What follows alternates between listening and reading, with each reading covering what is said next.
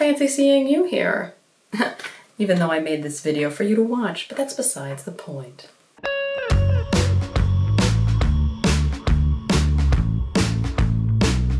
Hi, and welcome back to my channel. It's me, Lauren, filmmaker extraordinaire, and I am not usually wearing a hat when I do it, so I was not expecting that to be there.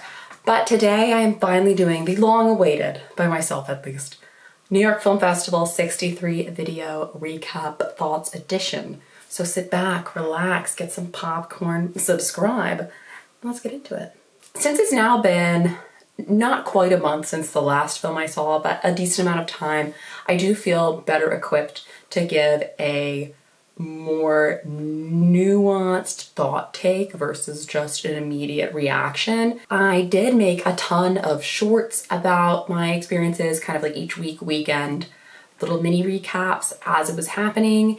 And I did also make a Substack post about my kind of experience, and I am going to be using that as my outline. So if you see me looking at my phone in the video, if I don't cut it well or whatever, then that's because that's where my outline is today, and I just didn't feel like setting up my computer because things. I am trying to figure out what to do with the background. I wanted to do something with my new sign. I realized what I wrote is like way too tiny, but honestly, I didn't feel like erasing it and rewriting it. So I'm curious if that size font even shows up in the video or if it's just... For those who don't know, the New York Film Festival is a non-competition film festival. So that means there's not like a grand winner of anything. Like there's not like the Palme d'Or or anything like that, which is really just to say that there's less world premieres of the New York Film Festival, and it's slightly less prestigious in like the award sense because there's not a best of the festival or anything like that, but it's still a highly acclaimed critical festival. There's still a lot of premieres, maybe not world premieres, but a lot of North American premieres, US premieres, New York premieres, etc. because it is still a huge festival in the art film scene. It's just not a competition festival. And I just wanted to like lay that out there in case you were wondering why Lauren didn't talk about if any of the ones she saw won any awards. There are no awards to be had. It's a festival that's made up of the main slate, which are movies that came out this year, and those like kind of the big kahuna features. Then there are currents, which I think are also new movies. There's Spotlight, which are slightly more like niche films that are still very, obviously they're all impressive if they make it into the festival, but they're not like main slate, like big, maybe as many eyeballs on it, like The World. And then there's revivals, which are older films that are maybe come back, maybe remastered, restored, a new talk, etc. And there's also like short film programs. The president of the Film at Lincoln Center has a very nice thing, which I will say, which is that he believes that this festival and Film at Lincoln Center more broadly offers a vital space for connection, a place where we gather in darkened theaters to share stories, ideas, and emotions. And in times of increasing fragmentation, that sense of community feels more important than ever. I believe in the power of cinema to inspire empathy, spark dialogue, and bring us together. And honestly, so true. I mean, obviously the political fragmentation and some of the films that I did watch, I'll get into that. But just the sense of community, I really did feel like a part of like the film cinephile family in the New York area when I was there. I often see a lot of movies in theaters alone or just with one other person. So by that I mean like me alone, and like the theater's not usually full. Maybe it is, but usually it's like not necessarily full. So it's really exciting to be somewhere where even though I still was either going by myself or with one other person, everybody was sort of like that. We're all kind of here with this like fanatical film energy, like we're all the same sort of type of people to an extent, like going to these movies, which is exciting. And I know that we should want to be individuals and cool and stuff, but there's just something really human, I think, about wanting to be in like an in-group and have a community and like, oh, we're all in this together. And I don't think it's a bad thing to like feel that way about a place. I did pay a lot of money for this community though. You can buy just like an individual ticket to a movie, but the films that I feel like a lot of people are already kind of talking about in advance, highly anticipated films, most convenient timing, ones with Q&As, it's really hard to get those in the general sale. So I got one of the passes. I got the Centerpiece and Closing Pass, which includes a ticket for the Centerpiece and Closing films. Notably, it does say maybe not the first one, and I did see the 9 o'clock one versus the 6 o'clock one. So versus like the Centerpiece and Closings at 6 have a Q&A, versus the 9 ones have an extended intro. So that way you still see like the director or creative team, some of the cast, they just come up before the movie instead of at the end, which is nice because it's like something. Obviously I would have preferred the Q&As, but by the time I was able to pick my tickets, because it goes like in order of tiers for when you can pick tickets, it was already sold out. And then I also got 10 additional tickets. So I could use up to 2 of those tickets per screening. So I could have seen either 5 movies or 10 movies, just depending on if I was seeing them with somebody or not. And I'd say maybe like half, probably actually a little more than half, I did see with somebody else. Mostly my very good friend, Sylvia, who is my cinephile film buddy. I also saw with my twin sister. I think she tolerated it. We'll get to that. I do feel like it was a lot of movies, but it was expensive. It was a $500 pass. And yes, this pass is including all these things that I, just mentioned, and also of course supporting Film at Lincoln Center. And that is obviously a cause I care about, preserving cinema, film, restoration, history, archives, etc. But it is a lot of money.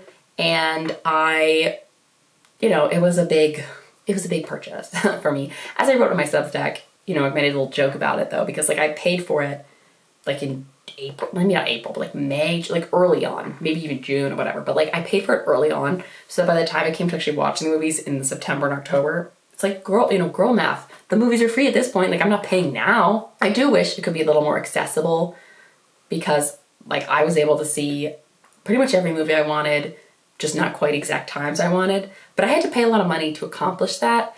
And especially with the fact that like the centerpiece and closing films, I had no chance to see the 6. Like it's not like I picked between the 6 and the 9, which was convenient for me. Like I had to watch the 9, and like I had to because I'd already paid for the centerpiece closing ticket. So that was a little irritating, only because like I know it didn't guarantee that, but like I had the centerpiece closing pass. So it felt like I should have had a little more chance to pick which one I wanted to see, because I was buying within like the first hour.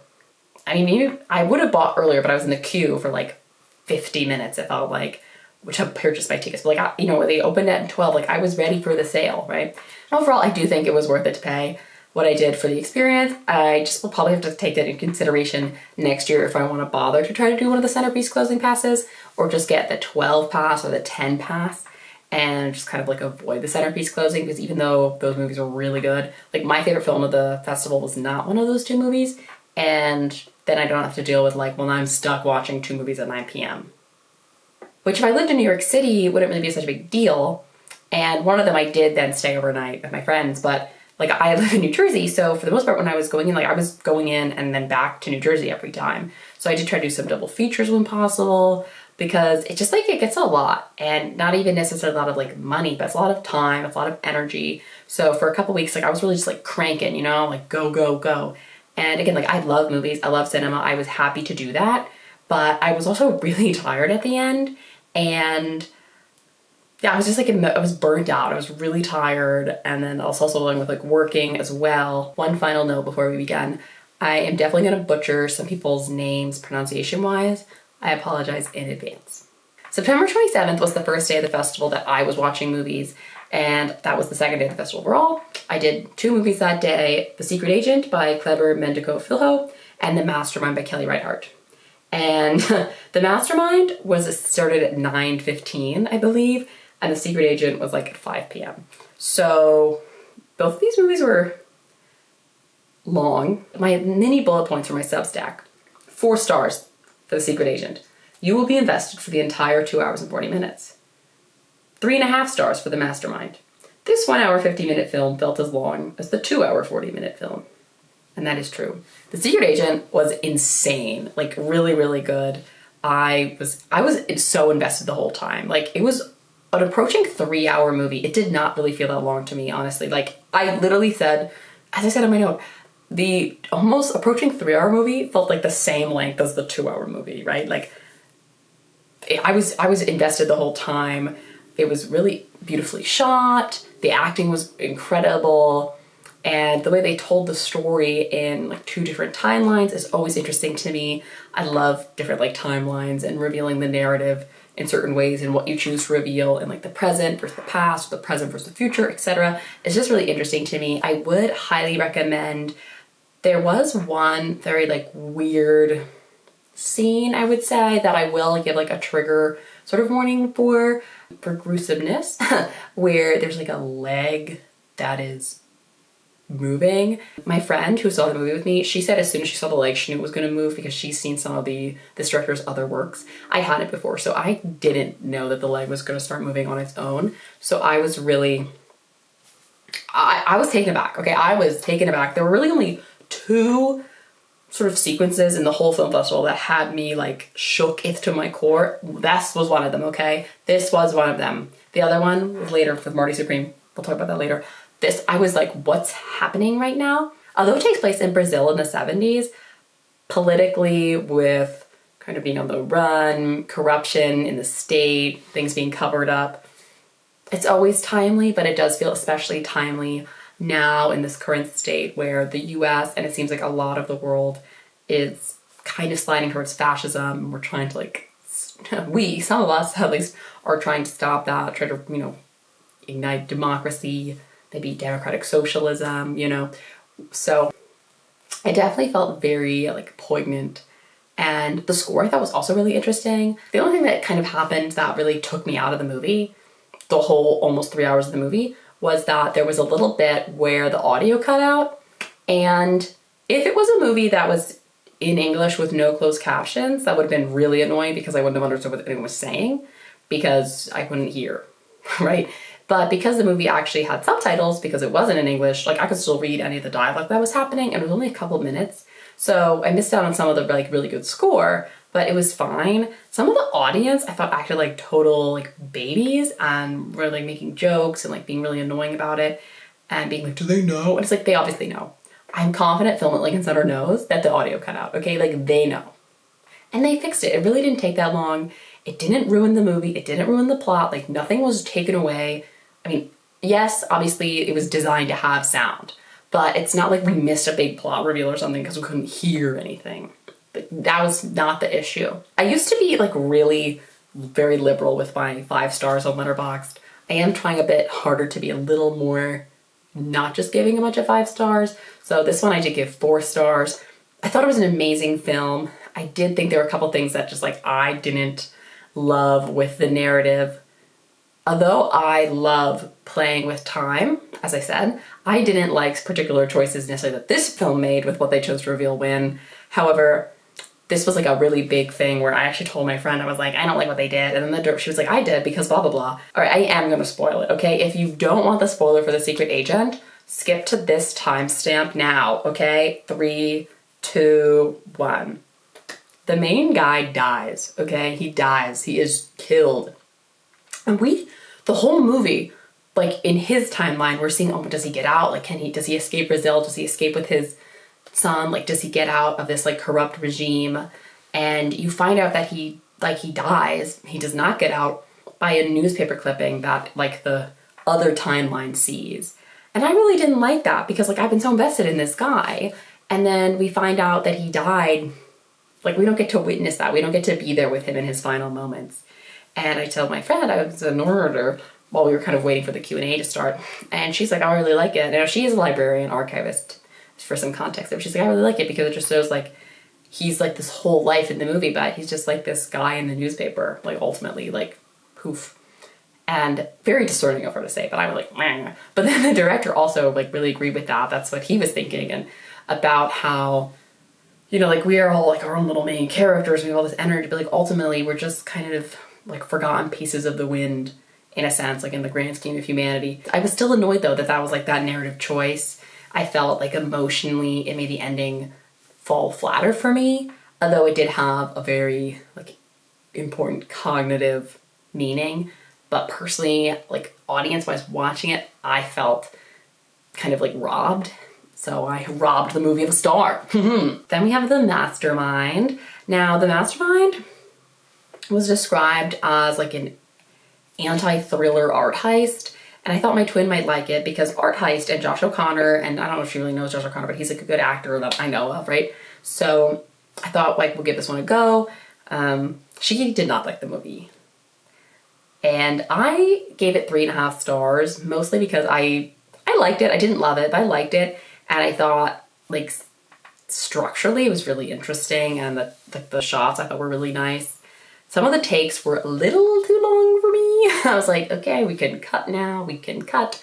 But I thought it was like a very kind of interesting take on like the problems of being like a very selfish individual in political times. This was, I believe, in the 70s.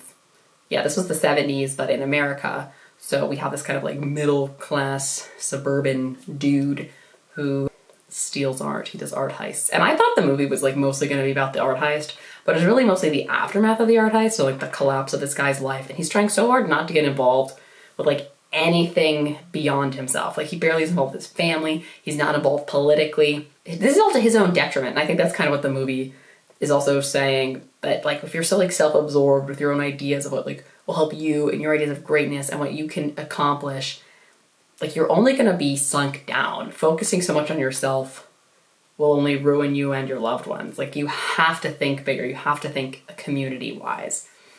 But although like I thought the message was very cool and some of the structure of like the framings were really good, it was very slow. Like it felt as long as the first movie I saw. And again, I was seeing it later in the day, but it felt like a very long movie. Editing Lauren popping in to say that the funniest quote of the entire New York Film Festival 63 that I heard though was after the Mastermind. And Nicole and I were walking to the subway and we heard somebody go, the best thing about the movie's ending was that the movie ended. If you've seen Kelly Reichardt's like other work, like First Cow, and you liked her work, then I would recommend you watch The Mastermind. If you haven't seen her work or like you're not into very slow movies, I just wouldn't watch it, honestly. Like I just would not watch it because you're gonna feel like you wasted 2 hours of your life in that time, the relative way where it feels like you wasted a lot more. I also was disappointed in the Q&A for that film because although the director had some interesting things to say, in fact, one of the quotes she sort of said was like, oh, I don't remember I was making a movie. It was used then in like the trailer's recap of the first week of the film festival, because I thought that was interesting. Like as someone who also wants to be a director, a woman director, I liked hearing what she had to say. But the actors, like the moderator asked, how did you guys prepare for these roles? Like, did you do research, etc.? And Josh O'Connor, to be fair, wasn't there. He was filming a different movie. But everyone who was there, they were all like, she just showed up. Like, it kind of just showed up. And that was kind of disappointing. Like, I would have honestly at that point preferred the Q&A just be with the director, so we could have heard her talk more than like the actors who really didn't really say anything insightful or interesting. But that's kind of what you get with the Q&A, right? Like you don't know if someone's gonna ask good questions or if they're gonna give good answers. Moving to September 28th, I saw Late Fame by Kent Jones. This I gave 4.5 stars, and my one bullet note to know about the movie was Willem Dafoe and Greta Lee. I thought this movie was really good. I was very torn between giving this 5 stars, but I ultimately gave it 4.5 stars because I thought there were like, it didn't like sing to my soul enough as I felt like a 5-star movie has to do. But as far as Willem Dafoe movies go, it was way less weird than I was expecting, honestly. Like, if you've seen a lot of Willem Dafoe's like more recent movies, and by more recent I just mean like not like Spider-Man or whatever, when he was like Green Goblin or Green Lantern or whoever he was then. I mean, like if you've seen like The Lighthouse, anything he's done with like Yorgos Lanthimos, like I was kind of like, it's gonna be that level of weird. And it wasn't. I thought it was really, I mean, it was, obviously it takes place in New York, so that's fun. Like anything that takes place in New York when you're in New York is always like, ooh, kind of feels like a meta thing. Also, to be currently someone who is like a young aspiring artist, and then in the movie, of course, there's this like older poet who is sort of like rediscovered by these like young artists who I would say are probably around my age, approximately. And to see kind of like the position that they're in, and then there's sort of like a middle character who is Greta Lee, who's older than the 20-year-old or the mid-20s like art student boys, but she's much younger than Willem Dafoe's character. It just struck me that like not everyone is creating for the same reasons. And what I would subjectively say would be like, are we all creating for the right reasons? Willem Dafoe's character, he wrote poetry a long time ago, and then he doesn't really do that anymore. He works at the post office, he's just living his life, has his buddies, has his friends, and he doesn't really see himself as this kind of like uppity intellectual. He wrote some stuff once upon a time, and he's kind of moved on. Like he's fine until it sort of gets like kind of drawn in with these guys who he kind of just, this little, side comment dig about all this like NYU graduates. And I thought that was funny because I went to a state school. Like, I would probably definitely still feel like more comparable, like, oh, like, do I come across as these like annoying film bros? In the movie, they were like, I thought like poetry, literature bros, but like the same kind of idea where like they're trying to act like they're like struggling artist types in a way, but like one of them, like I think his like mom picks him up, like he doesn't like drive, he doesn't take the subway, like, and one of them, like the main guy, he has a ton of money from like his family. He doesn't work. He lives in this like very fancy, rich apartment penthouse thing with a bunch of like fancy first editions and things that he's bought. But it's like, does he even really care about these? And you find out, sort of spoiler, that like they're all kind of obsessed with him. But you find out like really none of them except one read his poetry book in the first place. But he's just like a name. They see him as a success story.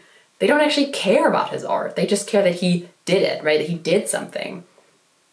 And that was like a whoa factor, because like I hope that does not become me. I don't want to kind of care about somebody because they sound impressive, because in the sense that someone who I am impressed by thinks they're impressive, right? Like I would like to be impressed in my own right and consider art in a real way. And then I think Greta Lee's character like really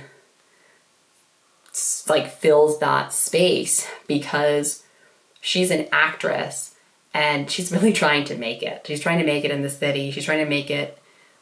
She has this kind of look to her as her own character. When she's not acting on stage, she's still acting in this group. And she finally gets like a break to be in a real show, but it's out of the city. And she really doesn't feel that excited about it. Like Willem Dafoe's character's like, oh my God, like congratulations. But she's like, don't tell the boys. Like, I don't want them to know. Like, it's like a failure because she's not making a Broadway show, because that's what these boys and their like idea of what success is, even though they've like never worked for squat. Yeah, I thought like the characters are really good. Some of the dialogue was like a little, I mean, it was funny, but it was like a little too, I don't know, just like slightly out there for me. So docked half a star. Still highly recommend. Then comes October 1st, and my favorite movie of the festival, Sentimental Value by Joachim Trier. And I wrote, I love when a house is a character in its own right. I loved this movie so much. And then the other movie I saw that day was Rose of Nevada by Mark Jenkins. This movie does not take place in Nevada. I thought it took place in Nevada. It did not. It took place in the UK. Anyways, back to Sentimental Value. I'm actually seeing Sentimental Value a second time, just like at an AMC, but there's going to be like a Q&A, even though all the movies I thought had a Q&A or an extended intro in the film festival, because I loved it so much. I really loved Joachim Trier's The Worst Person in the World, which I saw at the New York Film Festival several years ago when I went for just like a weekend. I haven't watched my Criterion version of it, but I do own my Criterion version of The Worst Person in the World. And if Sentimental Value goes to Criterion, I will be buying it as well. Physical media. But I thought this movie was incredible. It was a familial story, and the house is the house that these characters grew up in, and then there's like, it's one of those movies where also there's like movies being made and acting happening in the movie, which is always amusing and interesting when there's like a movie in a movie or acting happening.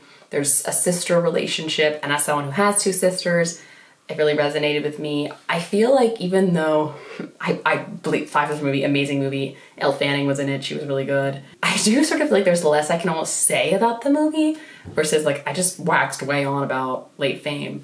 But Sentimental Value, I feel like it just struck a chord in my soul. Like it sang to my heart in the way that, like, even though Late Fame had all these things to say about it, Sentimental Value like just resonated with me so much. As someone who has struggled with like depression and etc., and seeing that kind of reflected in these other characters and in the relationship with their family because of those things, plus also the actors are just really good. Renata is an incredible actress. She was in The Worst Person in the World. She was also in this movie, and I'm honestly just like so excited to see it again. I feel like I need to say more about it because I should, because it's 5 stars, but I just like don't even have the words to express what a good movie this is, and how like you're seeing families trying, people are estranged, they're trying to reconnect. Just a truly beautiful film, and I highly, highly recommend.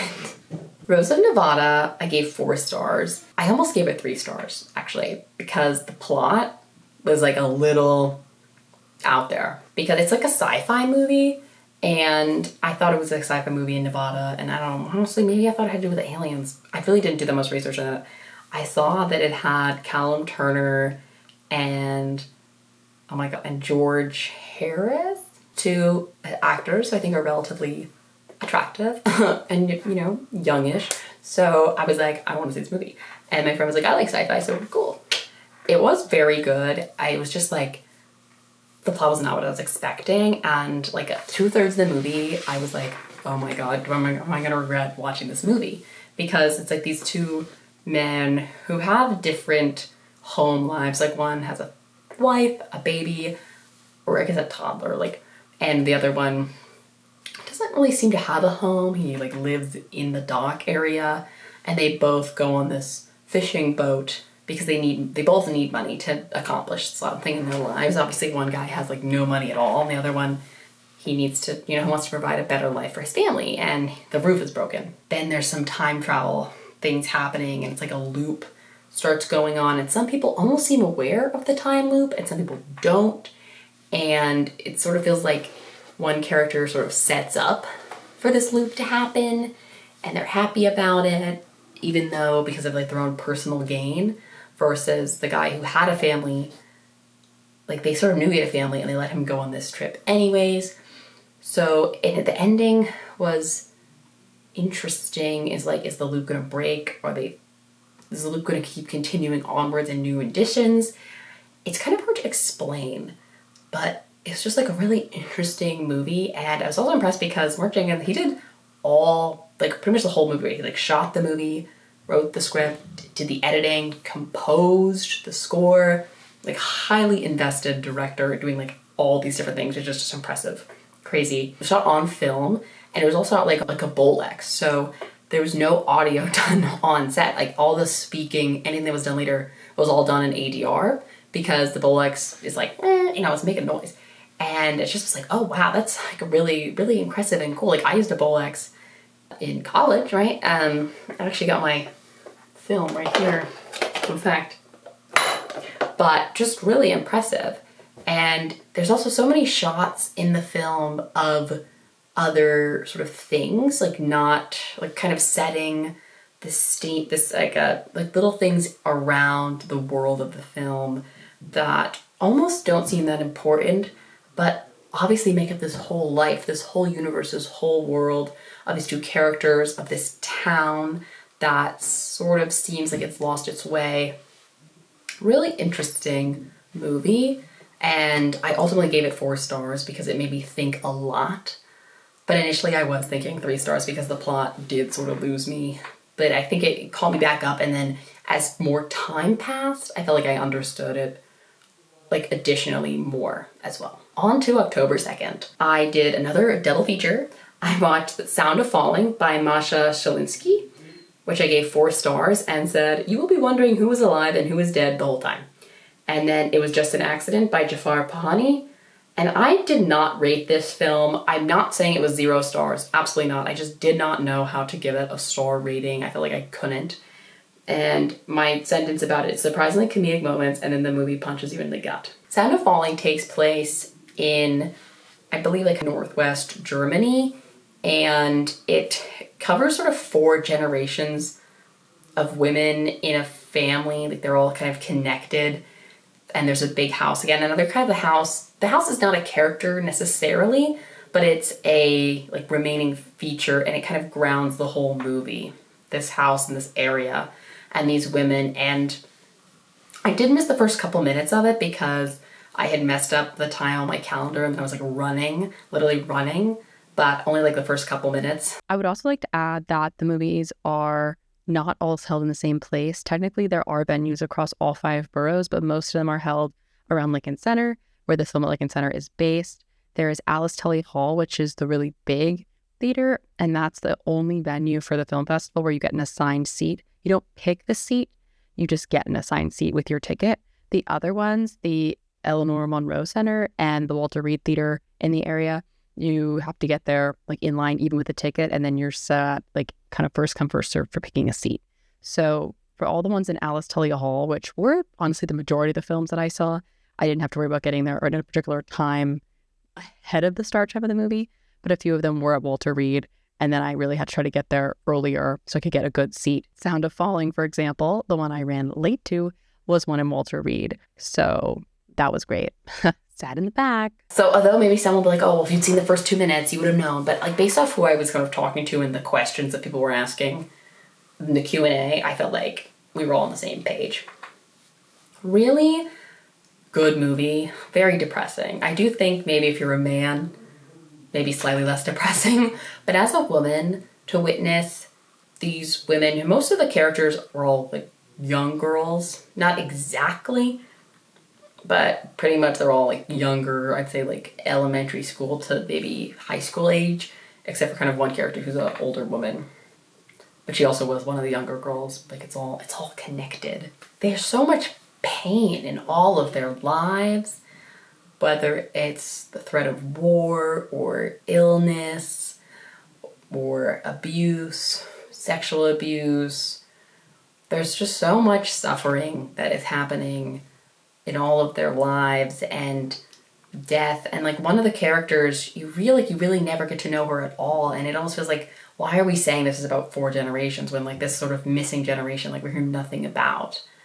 But then it just like stabs you because spoiler, she definitely dies. We definitely see this. We witness this death. She drowns. There's a few deaths we witness, to be fair, but like this kind of missing generation, we like witness this death, and she's just like robbed from life. And to me, that's why like her character is so short. Like we don't get to really know her because her life was snuffed out so young, really, because of war and trying to flee and save her life. And like all the women are trying to get across the river, and just like really gets in your head, I think. And the whole movie also is, there's like light kind of passing and scenes we're cutting between the generations in time, and you're not immediately always sure what timeline we're in, whose story we're in. Just, it really, I found it was just a really moving about like really the suffering of women and how we've been suffering forever. And like hopefully we won't suffer forevermore, but it just really like hit deep. And I do want to watch it again, but I really gotta like hype myself up for it, because especially if I watch it again somewhere and it's like streaming or something at home, like it's a long movie, and the parts that can be kind of like really like heart hitting, like I feel like I want to pause it and be like, whoa, and I have to, I gotta force myself to keep watching it, like watch it through. For It Was Just an Accident, that takes place in Iran, and it was supposed to have a Q&A, but we couldn't actually have the Q&A because Jafar Pani was actually like stuck. He couldn't get his visa to come over for the festival in time. He did later get to come for later points, but by like the screening I saw, he wasn't able to come because of the visa. And the film, like politics are a big part of the film, obviously in Iran, and it's also just the whole fact that it's like illegal to make these kind of movies in Iran. So it's just like such a brave act to make this art and everyone involved with it. And it technically was produced in France to make it like legally allowed to exist. And it's just like so impressive that this story like was so important to be told, that you're like willing to risk, that you as in the director and all the team are willing to risk so much to make it. And that's why I really felt like I couldn't give it a star rating, because it feels like on a whole nother like level, another playing field of cinema, truly. It was also surprisingly had some lighthearted moments, considering that it's basically about someone discovering a man who used to torture him, and he's trying to figure out if this is, and many others, and trying to figure out if this is the same guy or not, and then what to do with that man if it is that guy. So considering such dark material, there were like surprisingly comedic moments. The ending just like really got me, and then like the very ending, I got really nervous, even though I think it ends on a like sort of ambiguous positive note for this particular person. But it's this like fear of the unknown and the past like never escaping you, and just really intense movie. I do recommend you watch it. Just like be prepared for an intense movie. Just to reiterate, like I was really watching these movies like back to back to back, in the sense that the next day is October 3rd. The next day, October 3rd, was Father, Mother, Sister, Brother by Jim Jarmusch, and I gave that 4.5 stars. This was the centerpiece presentation. I wrote, this movie is not about one family with a father, mother, sister, and brother. Even though I just had a sip of water, like my voice is not doing well. I've been talking for 40 minutes. I'm gonna have to cut for now and hopefully film the rest of this tomorrow. It's now election day. I voted and the polls are currently being counted as I am filming. So I'm a little stressed. I look stressed, that's why. Editing Lauren will hopefully be very happy. Back to Father, Mother, Sister, Brother, which is about not the same family. I gave this 4.5 stars. I really, really liked it. It just wasn't exactly 5 stars for me, but it was really, really beautiful. I think it probably would have been 5 stars for me if all the stories, I don't know, had even weights. It sort of felt like the last story, which I did really like because it was a twin related story. I'm a twin, but that one just seemed to get a lot of extra screen time. And maybe I'm biased, but I really liked the Cate Blanchett one, probably the best, even though I am a twin, and the twin one was very beautiful. So I was like, how come we're not all getting equal amounts of, you know, playing time here? But I just, like, otherwise really liked this idea of, like, these 3 different families. They're all in kind of different family structures. There's still, again, estrangement in some ways, but there's also sibling bonding, even in these different stages of life and different things happening, how people come together in tough times. Really, really cool. And also some kind of surprises about some of the characters, which I just appreciate as like a film watcher. Like, I like to be surprised. As much as I like to feel smart and like, ah, I called that, I also do enjoy being surprised about things. So that's, you know, still a fun when you're like, oh, or like I thought I knew what was gonna happen and then I was like half right, but also half wrong. And that's just something that I really like. And I feel like Father, Mother, Sister, Brother like really hit that on the head.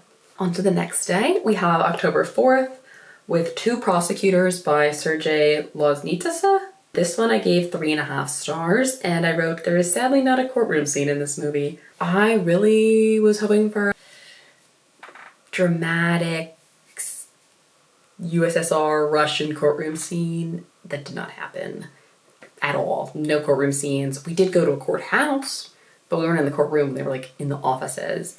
I also thought it was very like depressing film, both the subject matter with corruption and like a naive young man trying to, he still believes in the system. He just thinks like this one element is wrong or like messed up and he can fix it, versus like the whole thing is a mess. About a country which does not exist, about situation in a country which does not exist, but the Geist, host, spirit, still with us. You knew it was not going to end well for him, but it was still like, you know, you're like, come on, man, come on. You want him to like wake up and see what's going on, but like, you know, he's not going to. So that was like depressing. And it was also really like a very desaturated film. And actually in the Q&A, someone did ask about that and commented that they only kept sort of like darker tones, no bright colors, dark red, like blood red, but not like everyone's skin looked really washed out and pale because they really kind of cut like warm tones out of the film. The only really bright color I remember seeing was like a very like bright red balloon, which just reminded me of like the red balloon from Schindler's List. I thought about asking like why the bright red balloon after the comment about like the desaturated dull colors, but I thought it'd be too stupid of a question. And then this random film bro person asked the director, what are some signs we can look for today to stop fascism from coming to America?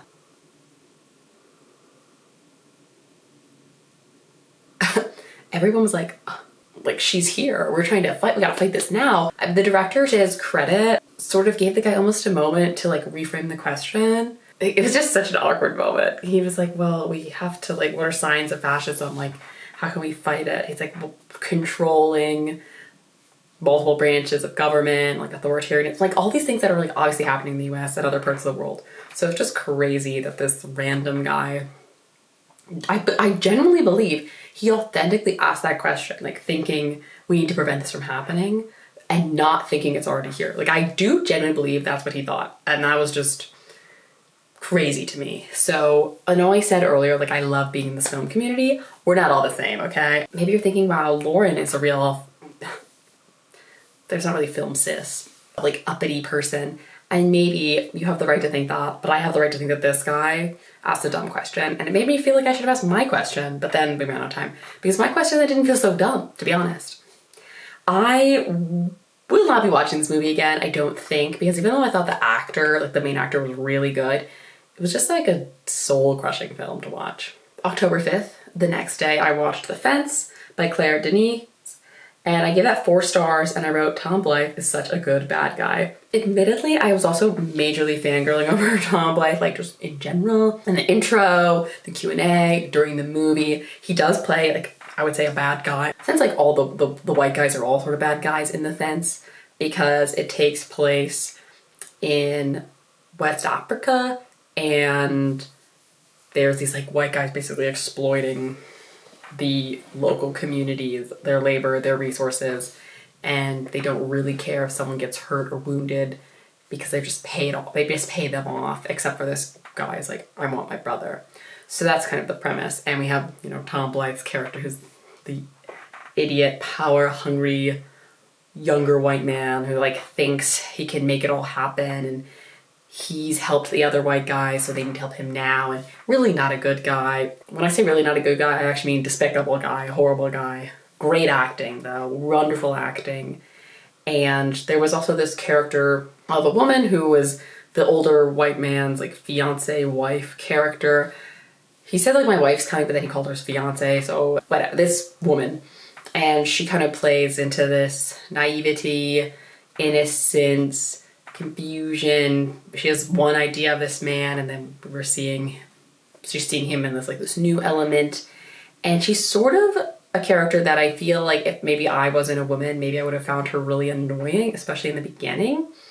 But I really personally empathized with her character trying to figure out what's the lay of the land here in this political situation.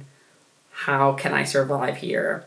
And then that's of course in contrast with the local people who are dying, right? So we have this white girl who's trying to figure things out and sort of stake her claim in the area, compared to people who are from that area who are just trying to make any money they can to support their families, being killed by reckless white corporations.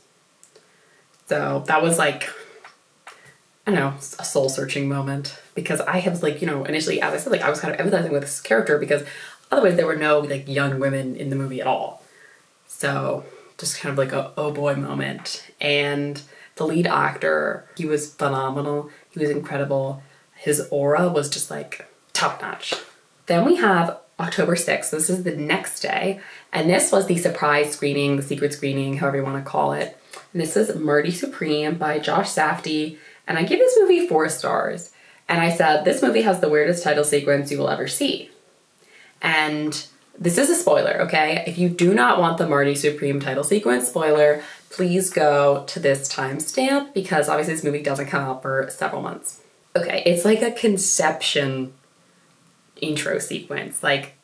Marty's character is having sex with, I do not remember her name. And by Marty's character, I mean Marty, because it's Timothée Chalamet as the actor. They're having sex, and he basically impregnates her in this act, and we witness the sperm and the egg and everything, and it's what are we watching right now? I think my jaw was down. I was what's happening? Some people were laughing. It was crazy. It was such a weird sequence. The movie itself was way less weird than the title sequence. I didn't like the movie, to be clear, but I did, I didn't personally like it, but I did give it 4 stars because I was interested the whole time. The storyline, well, okay, there were a couple times where I was okay, I've seen enough table tennis. Can we speed up this game? But for the most part, I was really invested in the whole storyline. Timothée Chalamet, incredible. Gwyneth Paltrow, I mean, Goop Lady, woo! Lots of really good actors. And the music was phenomenal. I was interested in how the movie was gonna go, but it really isn't my type of movie. There was some gore that kind of came out of nowhere at one point. And these are just not my type of films that I would personally watch to enjoy from on a personal Lauren level, but from a cinema viewpoint, I thought it was like a very well-made film, very impressively done, and I do love Timothée Chalamet. I may not be Club Chalamet, but you know, like I'm a fan, I'm a stan. I like Timmy. Okay, what can I say? And I like did like enjoy watching the movie to an extent. Definitely gave it 4 stars for its like art and craftsmanship and the acting. Timothée Chalamet, he's like locked in for that Oscar, but I genuinely think he's such a talented actor. I just don't want him to become like Leonardo DiCaprio. I have to wait like years and years and years and years to get his Oscar when he like deserves one because he's so talented. Okay, he's just so talented.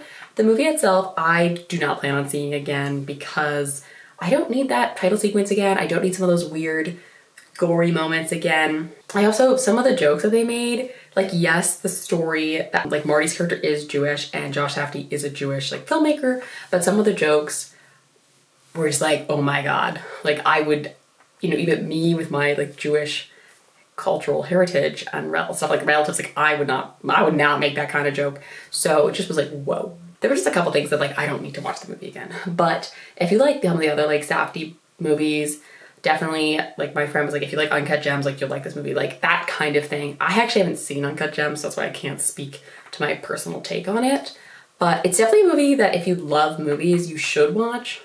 But I just don't want to watch it again. Last but not least, I have October 10th Is This Thing On by Bradley Cooper. And this I gave 4.5 stars. This was the closing presentation. And I wrote, Will Arnett and Laura Dern have seriously great chemistry. Now, I also want to say this wasn't supposed to be my last movie. It is the closing, but I was supposed to see a final film on Sunday. However, the weather, that was when like New Jersey, there was like a ton of rain and I was really concerned that there was gonna be flooding again, like there had been kind of earlier in the year, and NJ Transit was already canceling trains, and I just got really stressed out. And I just was like, I'm not willing to risk it. I ended up kind of selling it through the New York Film Festival Discord so someone else was able to enjoy my ticket for the movie Resurrection, which I hope to see eventually. I just wanted to get that context because I didn't know this was the final movie I was going to see until like 2 days later, if that makes sense. Not that it like impacted the fact that I was going to see the movie regardless, but just for like some additional, I don't know, context there. I really, like this movie, I thought it was going to be like very sad, and I was crying at the end, but it was like the happy kind of bittersweet crying. Like I thought it was going to be like kind of a sad movie because it's about like a couple sort of separating, but then it really turns into like you think it's going to be like sort of a tragic romance, I guess, but it really turns into like a romantic comedy with some like really beautiful ideas of like becoming your own person after kind of losing yourself in a relationship or after a job or a career change, and how can you find yourself but also be a good partner, and balancing generational expectations with parents, children, friends, like what are other people's relationships looking like, comparing ourselves. Really, just like really beautiful film. Honestly, I think if I wasn't kind of mentally determined to only give one film 5 stars, this one probably would have also gotten 5 stars. Obviously, the films that I love the most are the family movies because family is such a big thing for me, and I think I have such a good relationship, and I'm very grateful for that with my family, with my sisters, with my parents. Like family is huge for me, so the movies that are like about family are the ones that like really I think I love the most because they just resonate with me. They're just what I'm drawn to in cinema, and this movie was so good, and their chemistry like literally insanely good. I mean, Laura Dern, I like already like Laura Dern, already love Laura Dern. I don't really care about Will Arnett, but like this movie made me want to care about him, right? Like I was like rooting for him and rooting for her, I rooted for them like separately and as a couple, if that makes sense. And I think that's really impressive because I feel like there's a lot of movies that like without a couple that I like one of the characters, and because I like one of them I root for them as a couple, but I don't really care about like the other person by themselves. And this movie I did genuinely care about like both of these characters, and I wanted them to like find happiness and figure themselves out separately. And I just thought it was like some really comedic moments about like a couple who's publicly separated, but then they're like kind of like sneaking around to like make out and stuff. And I just think that's so fun and lighthearted, especially as they're like older, right? Like they have children. You don't, at least me, I don't usually see like movies about, I don't know exactly how old they are. Maybe people in their late 40s, 50s. I don't know. Like I don't usually see movies about that age group of people kind of like having this almost like high school feeling romance. And I don't know, it's just like really cute and really sweet. And some of the comedy sequences, I'm not like a stand-up comedy person. Like, I watched The Marvelous Mrs. Maisel, right? But like, so some of that is not really my scene. So those sequences were honestly probably the ones I liked the least, especially if it was like someone else doing the jokes. Like, it wasn't even like Will Arnett's character doing that. I also died when, out of seemingly nowhere, Peyton Manning makes a cameo in this movie.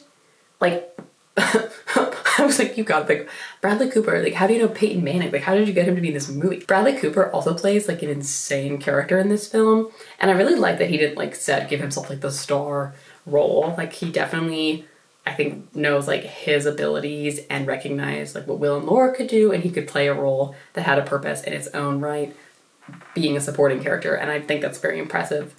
I'm not like an aspiring actor, but if I wrote and directed a movie and I could basically put myself as the lead, like if I wished, very impressive to like not do that. Yeah, it was really, really nice. I do again wish I could have seen the 6 p.m. one with the Q&A versus the extended introduction, but again, like by the time I was buying the, like picking my ticket for my pass, like the 6 p.m.s they were gone. They were sold out. I had no chance. So, oh well, like it is what it is. I still was able to hear Bradley Cooper speak a bit about the movie, and it just, I hadn't seen the movie yet, right? So it feels sometimes there's like extra understanding, right? If you've already seen the piece and then you're hearing them talk about it, because I can connect the dots like in reverse, versus if I'm watching it, I might be kind of so zoned in, it takes me a bit to kind of like remember what they said because I'm like focused on the movie. I feel like that was a jumble of words, but the point is, I love the movie. I want to see it again. And honestly, after talking about it, I'm tempted to change my rating to 5 stars. I don't know if I can belatedly change my rating like that. I might have to wait until I rewatch it to see how it stands if I want to do a re-ranking. Truly just like honestly an incredible slate of movies. All the ones I saw were from the main slate because I could only pick basically 10 movies aside from the centerpiece and closing. And honestly, there were so many films even amongst the main slate. Like I think there were 35 movies in the main slate alone. And then there was, of course, the currents, the revivals, the spotlight, the shorts programs, so much to choose from. And I was like, I am going to get overwhelmed. I'm just going to really try to stick to the main slate and take note of all the other movies and put them on my watch list on Letterboxd and such to try to like make sure I keep tabs on them when they come to a streaming platform or come to theaters, because I just don't have unlimited time, nor do I have unlimited money. I wish I had those so I could experience all the art I wanted all the time, but I just don't. And it is what it is, right? Overall, even though it was like an exhausting couple weeks, I'm so, so grateful that I got to go to the film festival. I got to experience it with my friend. I got to experience it with my family. I got to experience it by myself. And again, I feel like that community, even if I don't agree with everybody there, right? Be part of something like that where we're all experiencing art and film, and we love this medium of art and communication because it's beautiful, okay? Movies are so beautiful. I have always been more like a movie than a TV show person, and it's probably just kind of how I was brought up, honestly. My parents weren't really big on TV for the kiddos, but you know, we could watch a movie like once a week, I guess, on the weekend. And I just love what you can tell visually with your eyes. Well, the actor's eyes, not my eyes. My eyes are watching. With the eyes, like these subtle expressions that just are so big on the screen. Just really beautiful. And it's definitely made a big goal of mine. Not that it wasn't already kind of a goal, to be fair. Like, I would love one day to have something I make in some capacity be at the New York Film Festival, and maybe I will, in 20 years, find this video and be like, Lauren, we did it. We did it. You never know. But it's just really beautiful, and I love storytelling. And if I could spend every day of my life watching movies with a bunch of people who love movies and hear from the people who made them, I really would. I really would. I'm just really grateful that I had the opportunity to go. I'm grateful I had the money to go and the ability to go with work flexibility. I miss movies. I miss the theater. I miss the crowds.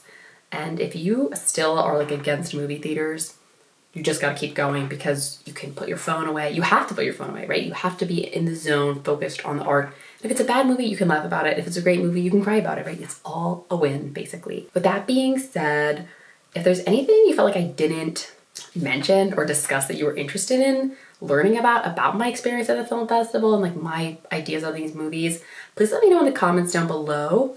I look forward to reading whatever you may have to say. And if you like this video, I know it's very different than my usual videos where I'm just talking about a bunch of movies in a row, but if you liked it anyways, please give it a thumbs up. It really helps. Subscribe if you haven't subscribed already and you want to be in the know for everything coming up. And I will see you guys super soon now that we're back on track, baby. Bye.